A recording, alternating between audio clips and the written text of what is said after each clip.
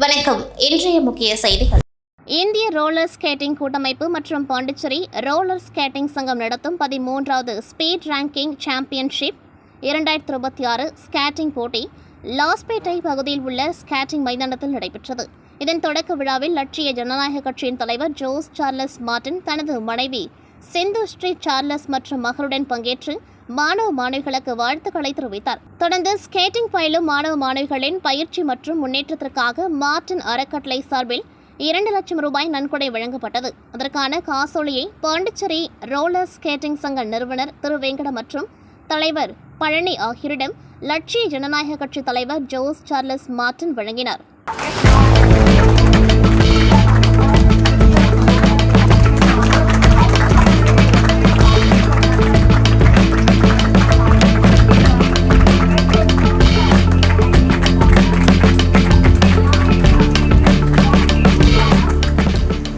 அதே மாதிரி இங்கே யங்ஸ்டர்ஸ் இந்த வயசில் இந்த மாதிரி ஆக்டிவிட்டீஸில் பார்ட்டிசிபேட் பண்ணி இந்த டீம் ஸ்பிரிட் ஒரு ஸ்போர்ட்ஸ்மேன்ஷிப் வளர்க்குறது ரொம்ப இம்பார்ட்டன்ட். அதுவும் ஃபஸ்ட் டைம் புதுச்சேரியில் இந்த மாதிரி ஒரு நேஷ்னல்ஸ் ஈவெண்ட் ஸ்கேட்டிங் நடக்கிறது நம்ம புதுச்சேரிக்கு ஒரு பெருமை. இந்த மாதிரி நிறைய டோர்னமெண்ட்ஸ் இந்த மாதிரி நடந்தால் தான் நம்மளோட எக்கானமியாக இருக்கட்டும், ஓவரால் டெவலப்மெண்ட்டுக்கு ரொம்ப யூஸ்ஃபுல்லாக இருக்கும். ஸோ அதுக்காக திரு அகர்வால் சார் இந்த ஈவெண்ட்டை இங்கே கண்டக்ட் பண்ணணும்னு நினச்சதுக்கு I would like to thank you for that and his associates for selecting Puducherry as the destination for the national events. So இந்த ஈவெண்ட் ஐ திங்க் 4 நாள் நடக்கிறதுனால, ஸோ இந்த ஒரு மழைனால இதை நிப்பாட்டிடாமல் அனைவரும் ஃபுல் எனர்ஜியோட எந்தூசியாசமோட இந்த மிகப்பெரிய சக்ஸஸாக இந்த ஈவெண்ட்டை கொண்டு வந்து நம்ம புதுவை மக்கள், புதுவை ஸ்டூடெண்ட்ஸ் அதிக ப்ரைஸ் வின் பண்ணணும்னு பிரார்த்திக்கிறேன்.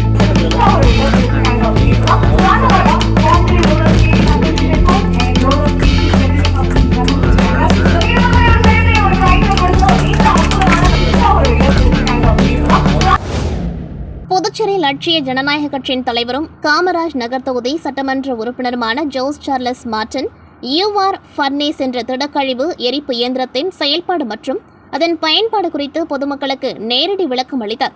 இந்த இயந்திரம் எரிபொருள் அல்லது மின்சாரம் எதுவும் இன்றி மற்றும் சைக்ளோன் ஏர்ஃப்ளோ தொழில்நுட்பங்களை பயன்படுத்தி ஸ்டெயின்லெஸ் ஸ்டீல் பேரலுக்குள் திடக்கழிவுகளை திறம்பட எரித்து அகற்றும் நவீன அமைப்பாகும். சுற்றுச்சூழலுக்கு உகந்த கழிவு மேலாண்மை தொழில்நுட்பமாக இது அறிமுகப்படுத்தப்பட்டது. நிகழ்ச்சியில் லட்சிய ஜனநாயக கட்சியின் நிர்வாக பொதுச் செயலாளர் ராம்குமார், கட்சி நிர்வாகிகள், உறுப்பினர்கள் மற்றும் ஏராளமான பொதுமக்கள் கலந்து கொண்டு இயந்திரத்தின் செயல்முறையை பார்வையிட்டனர். லட்சிய ஜனநாயக கட்சியின் பொதுச் செயலாளர் ராம்குமார் அவர்களின் கட்சி பணிகளுக்கான புதிய அலுவலக அறையை ரெட்டியார்பாளையம் பகுதியில் உள்ள லட்சிய ஜனநாயக கட்சியின் தலைமை அலுவலகத்தில் தலைவர் ஜோஸ் சார்லஸ் மார்டின் திறந்து வைத்தார். எதிர்க்கட்சித் தலைவர் ராஜன் தலைமையில் திமுக எம்எல்ஏக்கள் செந்தில்குமார், செந்தில், விக்னேஷ் கண்ணன், கார்த்திகேயன் ஆகியோர் லோக்நிவாசில் துணைநிலை ஆளுநர் கைலாஸ்நாதனை இன்று சந்தித்தனர். அப்பொழுது அரசு நிர்வாக முடக்கத்தை தவிர்க்க அமைச்சர்களுக்கு இலாக்காவை அறிவிக்க வேண்டும் என வலியுறுத்தினர். ஆளுநரை சந்தித்த பிறகு செய்தியாளர்களிடம் பேசிய எதிர்க்கட்சித் தலைவர் நாஜிம், அமைச்சர்களுக்கான இலாக்கா ஒதுக்கப்படாத குறையை சுட்டிக்காட்டினோம். எப்பொழுது இலாக்கா ஒதுக்கீடு அறிவிப்பு வெளிவரும் என கேட்டோம். அதற்கு துணைநிலை ஆளுநர், நிர்வாகம் முடங்கவில்லை, இலாக்கா ஒதுக்கீடு ஓரிரு நாளில் வெளியாகும் என்றார். இலாக்கா ஒதுக்கீடு நாளைக்கே வந்துவிடும் என்று தோணியில் சொன்னார்.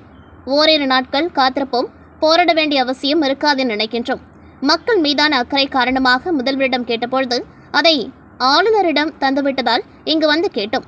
முதல்வரும் ஆளுநரும் நிர்வாகம் முடங்கவில்லை என்றனர். ஆனால் நிர்வாகம் முடங்கிவிட்டதால் கேட்டோம். இலாக்கா அனுமதி தராத காரணத்தை ஆளுநர் சொல்லவில்லை. அழுத்தம் தந்துள்ளோம். ஆளுநர் சொன்ன வார்த்தையை நம்புகின்றோம் என்றார். புதுச்சேரியில் கடந்த சட்டசபை தேர்தலின் போது தேர்தல் நடத்தும் அலுவலர்கள், உதவி தேர்தல் நடத்தும் அலுவலர்கள், ஓட்டச்சாவடி மேற்பார்வையாளர்கள் மற்றும் போலீசாரின் ரோந்து பணிக்காக சுமார் 400 கார்கள் தனியார் டிராவல்ஸ் மூலம் வாடகைக்கு அமர்த்தப்பட்டு பயன்படுத்தப்பட்டன.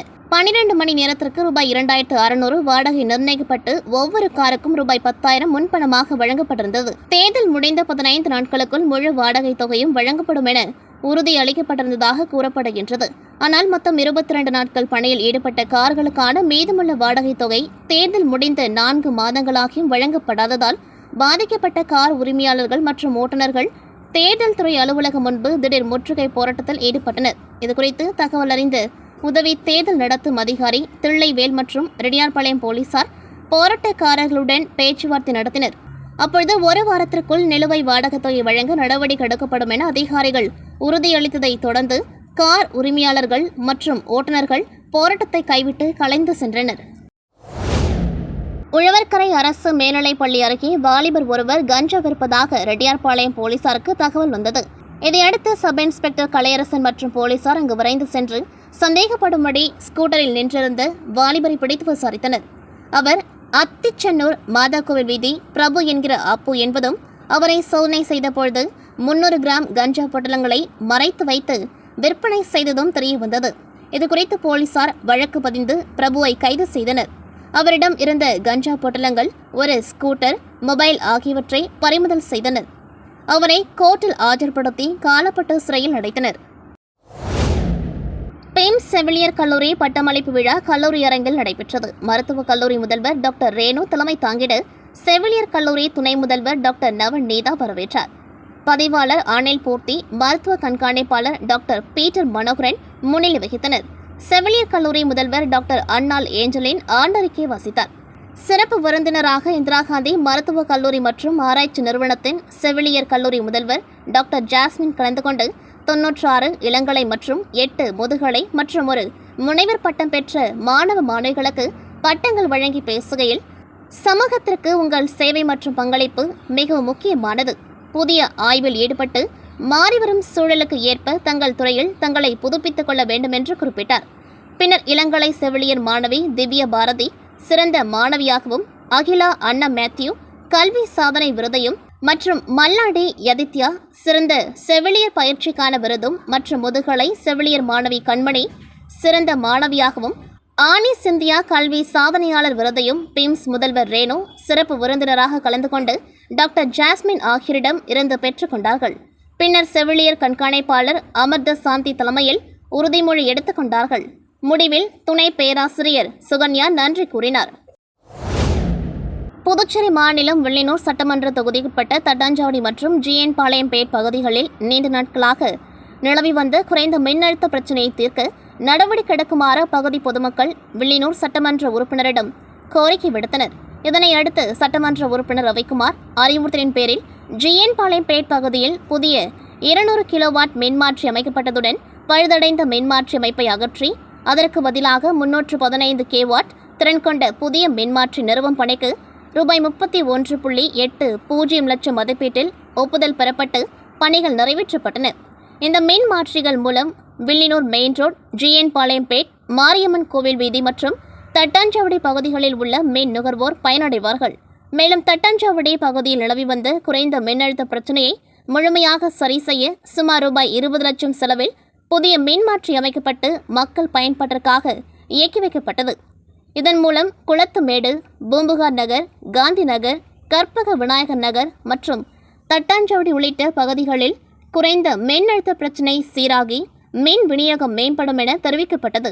இந்நிகழ்ச்சியில் வில்லியனூர் சட்டமன்ற உறுப்பினர் ரவிக்குமார், மின்துறை செயற்பொறியாளர் பன்னீர்செல்வம், உதவி பொறியாளர் சந்திரசேகரன், இளநிலை பொறியாளர் ஸ்டாலின், மின்துறை ஊழியர்கள் மற்றும் ஊர் பொதுமக்கள் திரளாக கலந்து கொண்டு நிகழ்ச்சியை சிறப்பித்தனர்.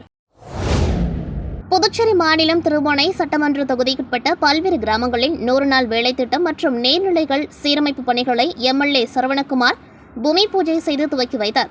சோரப்பட்டு, பெரிய ஏரி, சன்னியாசிக்குப்பம், களித்திர்த்தல் குப்பம், மதகடிப்பட்டு உள்ளிட்ட பகுதிகளில் ரூபாய் 1 கோடிக்கும் அதிக மதிப்பில் நீர்நிலைகள் சீரமைப்பு மற்றும் தூர்வாரும் பணிகள் மேற்கொள்ளப்படுகின்றன.